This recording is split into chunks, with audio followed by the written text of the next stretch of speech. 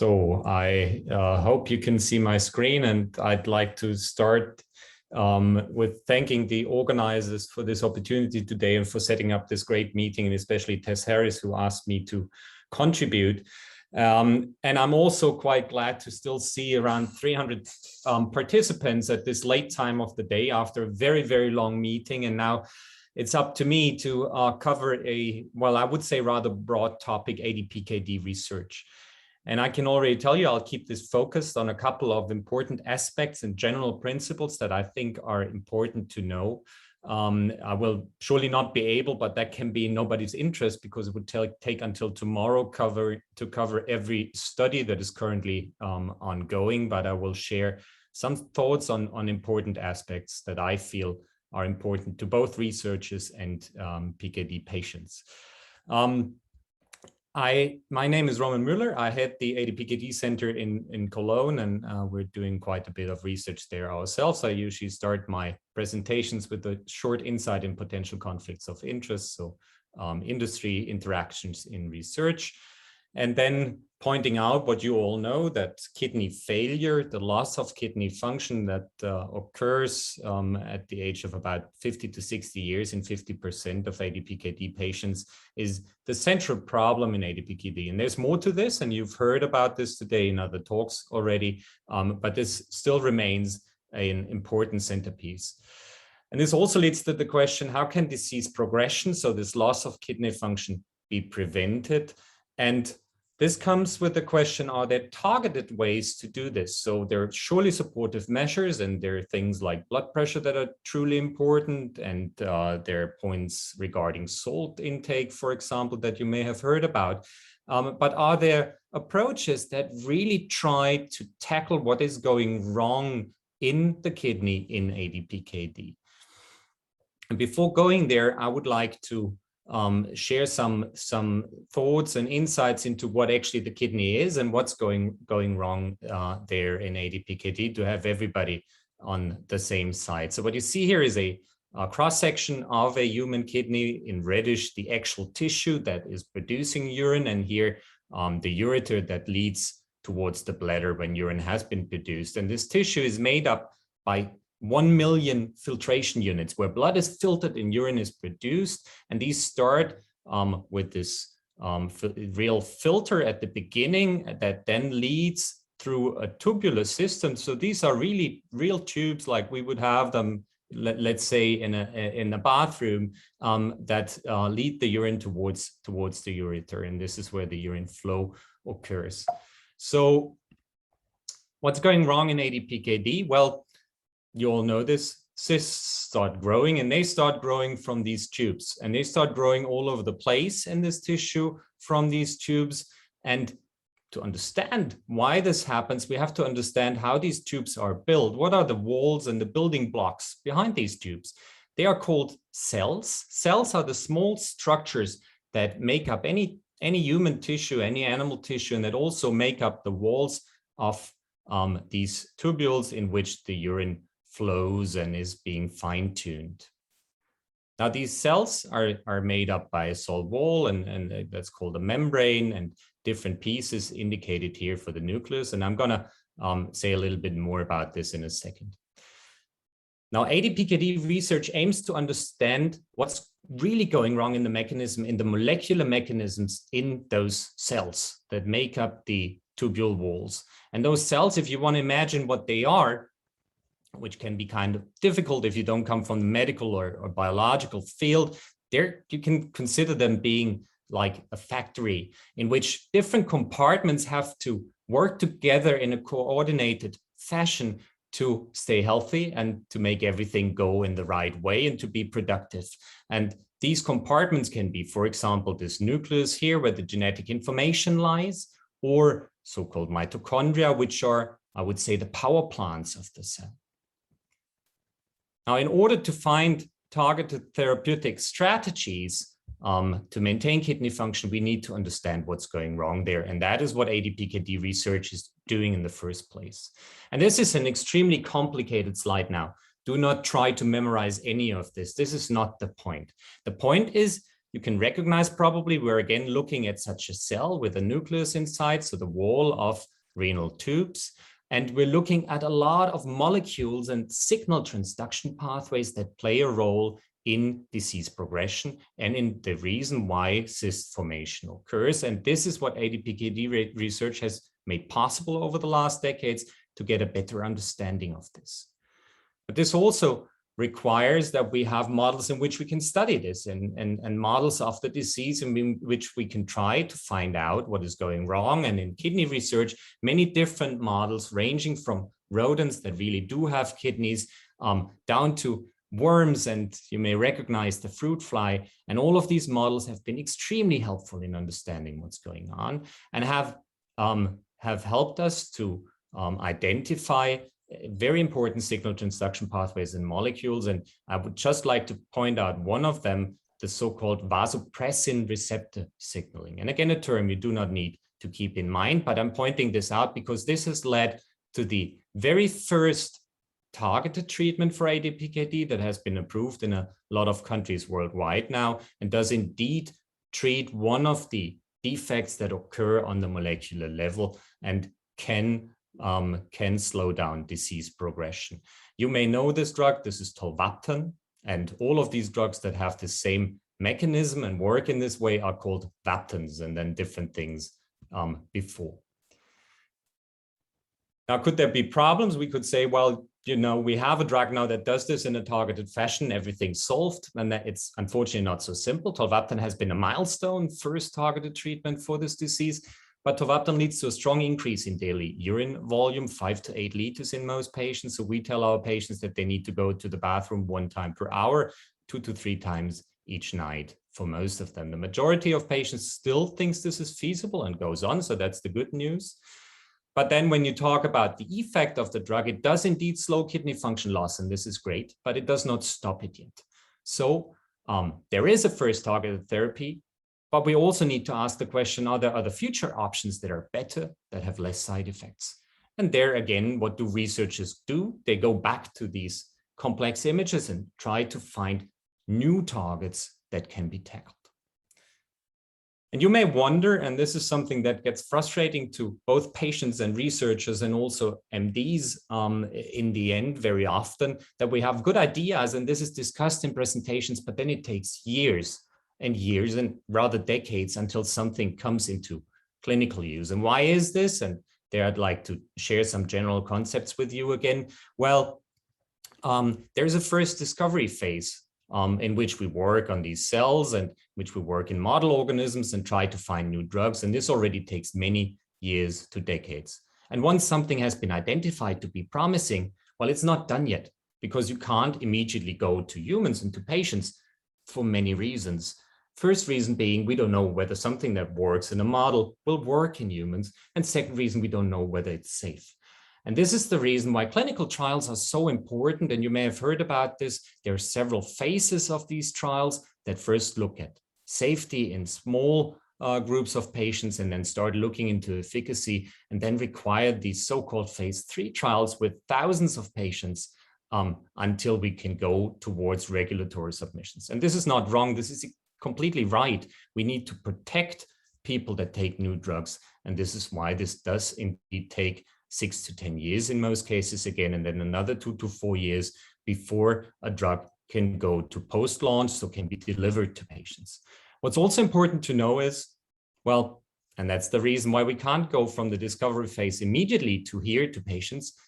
More than 90% of all candidates that started off somewhere here never pass all steps and never make it here because there were either efficacy or safety concerns. Now let's talk a little bit more about other therapeutic candidates that are in trials for ADPKD at the moment. There is another one of these vaptans that is currently in a phase 3 trial, so very late in clinical development, and this is good.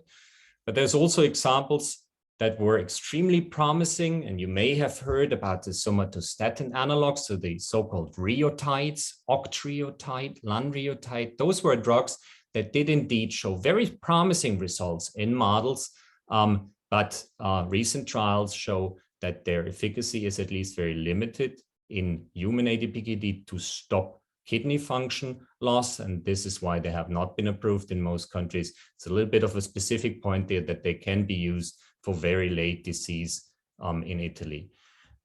Ron Gansevoort pointed out before, I think in his talk, that for the liver and for liver pain, they can play a role. They haven't been approved. So this is an off-label use outside the indication, but there they do indeed play a role in our setting as well. And there are other candidates. You may have heard about the mTOR inhibitors. Over the last years, this was a class of drugs, again, extremely successful in animal models. They're all called Olimus, sirolimus, everolimus, for example, but did not show efficacy and indeed also safety concerns in human trials. And that's why they're shown in red here, have never been approved. The same is true for a very recent example, which I wanted to make here because some of you may have taken part in those trials or in this trial, Staged PKD, that studied a drug called venglustat, again, very successful in animal models, but this study was halted just very recently due to failure to meet futility criteria. What does that mean? In some trials, we check after a certain period of time whether there's any indication there will be efficacy. And if there's no indication there will be efficacy and the drug will indeed work to treat the disease, the trial is stopped in order to avoid exposing participants to unnecessary risk. And this is unfortunately what happened here. Now, the good news is there's many more candidates that are indeed being studied in clinical trials and even late phase clinical trials. Bardoxolone is a term you may have heard, but also statins and other candidates. And this would get too much today. We can't go through all of those, but I want to share another concept, what is important here and what can be very useful to researchers and patients in the future. And there I would like to focus on the group of drugs here on the right side. These three drugs have something in common, and I will share with you what this is, talking about two concepts, repurposing of drugs and metabolism as a target. And I will explain to you what this means. Now, repurposing of drugs mainly means we recycle drugs that have been used in clinical use before for other indications. So they were developed for diseases, not ADPKD, and have been successfully used there and have shown safety. But now we know they actually treat mechanisms that could be used for ADPKD as well and are thus tested in this setting. Metformin, for example, for diabetes mellitus, the so-called glitazones, the pioglitazone is an important example there for diabetes mellitus, or statins that you may know for high cholesterol in heart and vascular disease. So this is an important concept. It's not only true for these three drugs, but can be done for others as well. When talking about metformin, I'd like to point out, because this is an important approach in the future, metformin has not made it through the last stages in very large clinical trials yet to show that it is efficient in ADPKD, but it's been shown to be safe as far as we know. And now colleagues in Australia have set up a new late clinical trial, the so-called phase 3, in a double-blind placebo-controlled fashion. This sounds complicated, but mainly means it's state-of-the-art trial that will lead, if successful, to clinical use of this drug in a high number of participants. Starts in Australia very soon and will be followed by other countries. But as always, these trials take many years. So this is nothing we will hear results about next year, but rather over 3 to 6 years of time. I also wanted, apart from repurposing of drugs, talk about metabolism as a target. And why? Well, all of these drugs have something to do with metabolism. And metabolism, what does this mean in the medical sense? What do I mean by this and why is this so important? So if you look at this in Wikipedia, for example, which is an important source to all of us, the main purposes of metabolism are the conversion of the energy that's contained in food to energy available to cells. So energy is needed for those cells, for the energy plants within those cells, the mitochondria, and it's also needed for the conversion of food to building blocks. So the building blocks that are used to make those cells in the first place. And you just saw that in both definitions, food plays an important role, obviously, as energy source. And this also raises the question, couldn't food and dietary interventions play a role in treating ADPKD and changing disease course? And this would be something that patients could even do on their own, right? You don't need a prescription necessarily for food. So this is an important concept. And I think a lot of this was already shared in the talk by Claudia D'Alessandro this morning. I'd like to point out a couple of important aspects on the research side now, rather than on the side of recommendations that are currently given.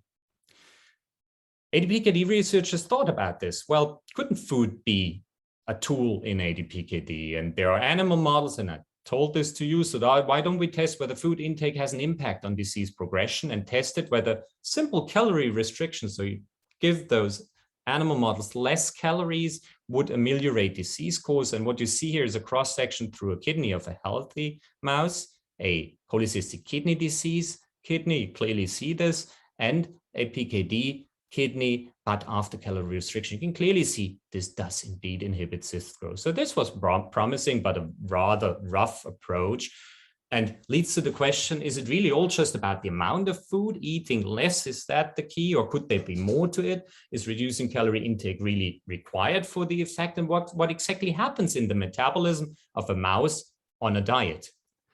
And these were thoughts that were thought about a lot by Thomas Wimes and colleagues in Santa Barbara. So if mice get less food, what do? They eat everything at once, one time a day, and then suddenly there's nothing left.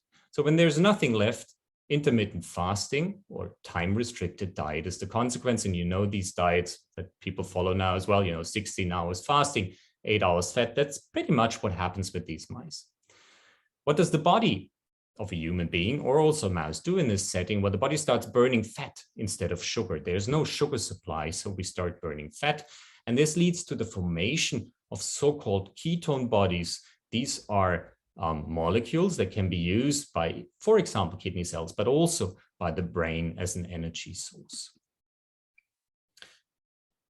And the good thing is this is not only a hypothesis, this is what turned out as well when Thomas Wimes and Jacob Torres in Santa Barbara studied such diets. So different approaches of, for example, fasting, but also so-called ketogenic diets. And I'll talk about these diets that lead to the production of ketone bodies without reducing calories. Polycystic kidney disease was strongly ameliorated here, less cyst growth, inhibition of cyst growth with these diets. So it's not only about reducing calories. So how can we reach such a production of ketone bodies in mice and humans? How can we reach a ketogenic state? Already talked about time-restricted diets, which works very well in mice. It depends a bit in humans. Intermittent fasting, so fasting once in a while, can lead to this effect. Or eating normal amount of calories every day, but eating a so-called ketogenic diet, which means an increase of fat intake, a lot of fat intake, massive reduction of sugars, carbohydrate, 20 grams or less very often, and a normal protein intake. So this should be completely normal, and then you can reach the same state as here. And if you do such a ketogenic diet, so high fat, low sugar in mice again, and what is shown here is how many cysts and how much area of a kidney is covered by cysts in both male and female mice on such a diet. This is much less on a ketogenic diet, proving this principle, but again, only in an animal model. And this comes with a question. We've been asked this question by many of our patients after hearing about these data, which have been discussed a lot in social media as well. Should all ADPKD patients follow a ketogenic diet now? And this is a difficult one, and I will share you my thoughts on this. I would say no, this cannot be a general medical recommendation. We do not have data in humans, and I told you about this before. Clinical trials are needed because some things that work in mice and very many actually do not work similarly in humans. And if we have a, let's say, very, very highly potent approach, if it is a drug or a diet, it can potentially also have side effects in such a specific setting. If somebody wants to go for such a diet, this is obviously allowed to everybody, and people have done that, and that already points towards safety in the normal population as well. It's at least important to think about a healthy diet. You can do a lot of fat like this, but you can also do it like this in a plant-based way, or maybe adding salmon, which is probably much wiser to do. Can they be considered safe and effective? I've already alluded to this. Well, many people follow ketogenic diets, and there's no strong signal towards safety concerns, but still has to be shown in the specific setting regarding ADPKD. They have been established, for example, for treating epilepsy and are quite useful there. So this is a good indication of safety, but no proof yet. Scientific data describe a row of positive effects on blood pressure and blood sugar and so on, but we do not know anything yet regarding ADPKD. And consequently, to answer the questions that patients ask and that we ask ourselves as well, clinical trials are urgently required. And this is the reason why we've started setting up a research program there with 2 trials that have either recently completed or currently running. RESET-PKD was a longitudinal pilot study, so a small study with very few patients until now, 5 participants that either underwent 3-day water fasting or a ketogenic diet, and has recently been completed. We'll present those results later in fall, but I can already tell you what we at first sight learned. This is feasible and really leads to this ketogenic state regarding effects on the disease. We cannot say much yet, but for this, the number of participants is low as well, and this is why this requires larger trials. And there's a couple of trials running, and this is an example from our group again. The Keto ADPKD trial, 2 different ketogenic interventions, and I've told you before how we can reach this metabolic state in humans, either by a ketogenic diet or in this case intermittent fasting, 3-day water fasting, compared to a balanced, very normal, healthy standard diet. In this case, 63 participants, and this will again take a close look at feasibility. Can this be done by ADPKD patients? Safety, but we'll also look at efficacy, so especially what is happening to kidney cyst growth over time. The participants that are helping us here, so this is really dependent on ADPKD patients contributing, have to come to our center 6 times for visits and then get MRIs and are 3 months in these dietary interventions. What's the current status? 13 patients have completed the trial, 24 are currently on a diet, and 24 have appointments to start. So we've been successfully recruiting with the help of patients, all participants. Last patient will start beginning next year, and we expect those data in summer 2022. Is there anything else out there yet? And here, the University of Colorado, Kristen Novak is a very important name there in Denver, is doing a lot of work and has recently completed a trial in 28 obese or overweight adults with ADPKD that indeed did intermittent fasting or daily caloric restriction. And partly data have been shown pointing towards promising results, but haven't been published yet. So we'll learn more later this fall, I guess. They mainly look at weight loss and feasibility, but also look at kidney size again. And the same group is currently running 2 more trials, again, focusing on participants that are overweight or obese in ADPKD, again, looking at time-restricted feeding or daily caloric restriction. And to finish this overview, and just to tell you, yes, this is an extremely active field. There's a trial in Italy that is currently running and also looking at a strongly sugar-reduced diet in ADPKD patients. So I'm sure we'll learn much more about this within the next 1 or 2 years. Now, obviously, while we're running those clinical trials that always take a lot of time, we also wondered together with Thomas Wimes, how can we extend this clinical trial pipeline and already use experiences that people have made, because some ADPKD patients were already on ketogenic diets out of their own motivation. How can we gain more insight based on their experiences? Can we learn something from this? And we used surveys and questions to these patients to indeed explore this more. This is a collaboration, as I said, between Cologne and Santa Barbara, 131 ADPKD patients that had already used ketogenic dietary interventions with questions about well-being, feasibility, and potential side effects. I'd just like to share a very short insight, and then we'll come to the end of my talk as well.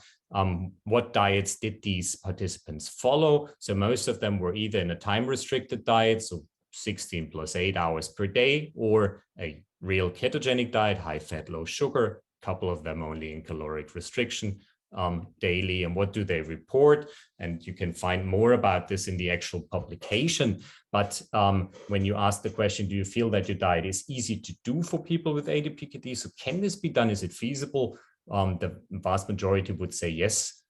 There's a clear tendency towards strongly or somewhat agree. So this appears to be feasible.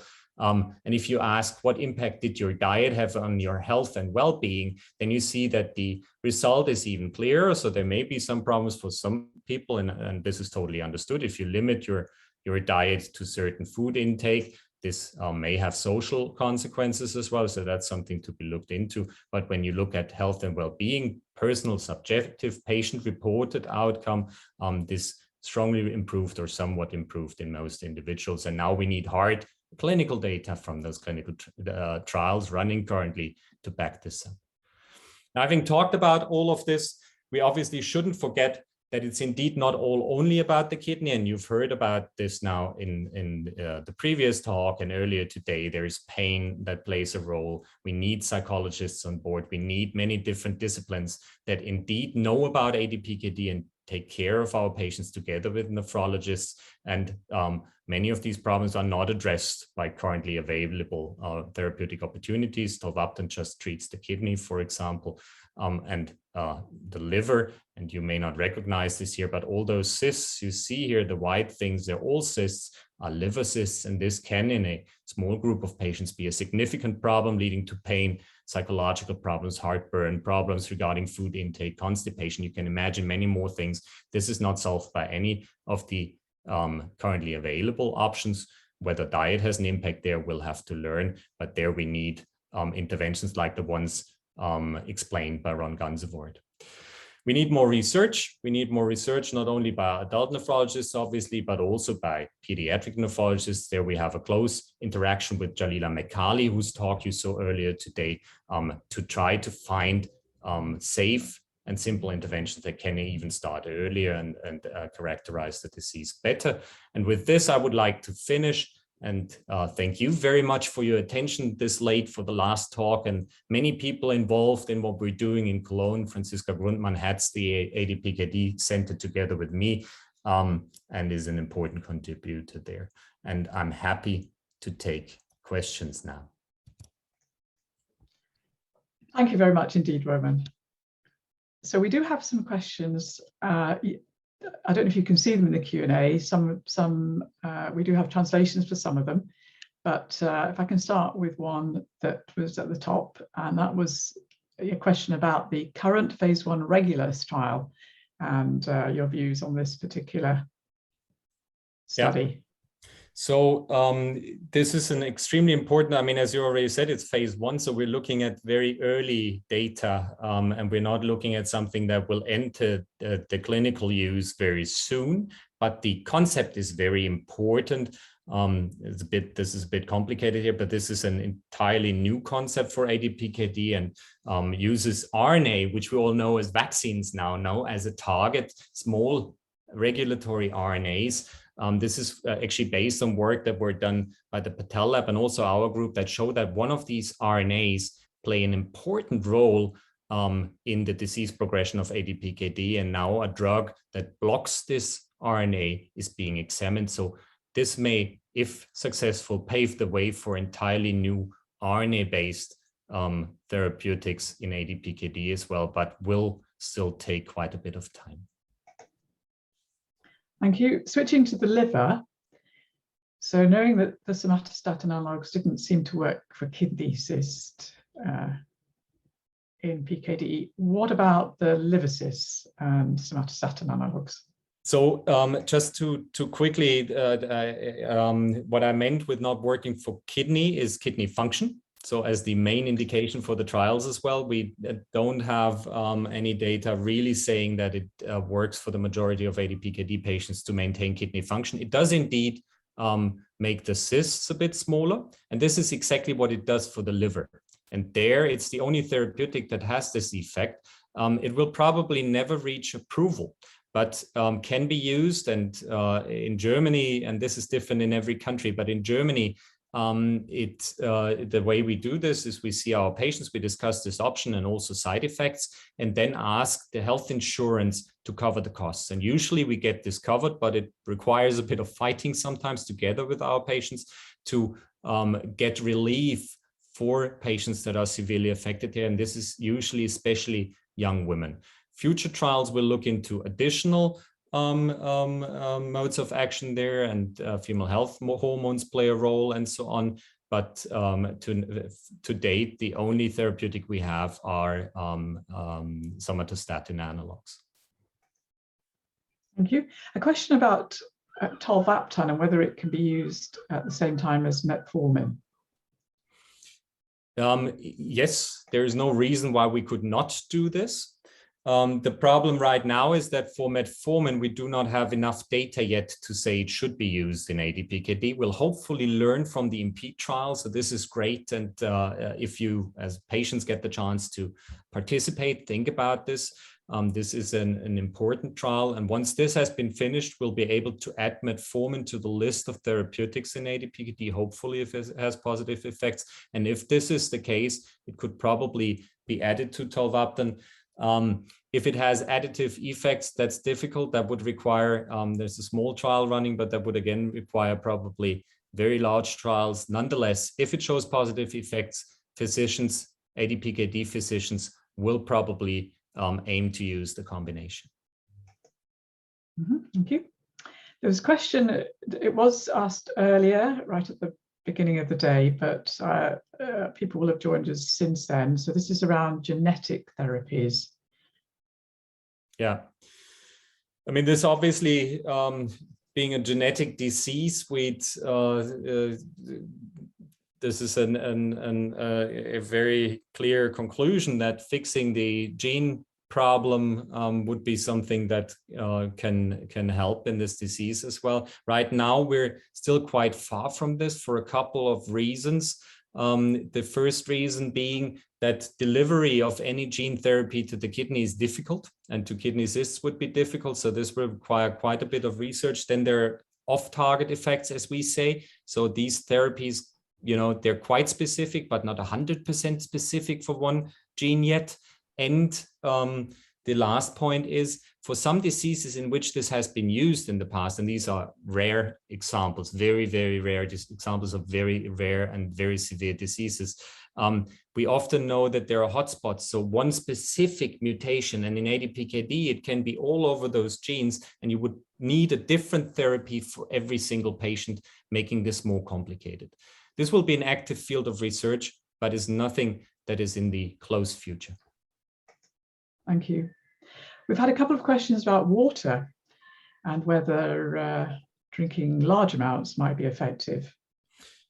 We don't know, but I'm a fan of drinking enough water in ADPKD. We know that drinking water blocks the same pathway in a way as tolvaptan does.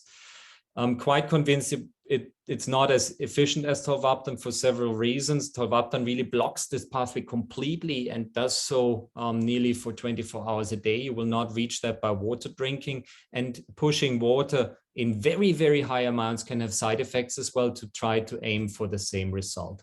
Nonetheless, if you take tolvaptan, you have to drink enough anyways. If you don't take tolvaptan, aim for drinking 3 liters and more a day, at least in earlier disease, very late disease, right before reaching kidney failure. This is something that always needs to be discussed with your physician. But before that, this is wise to do.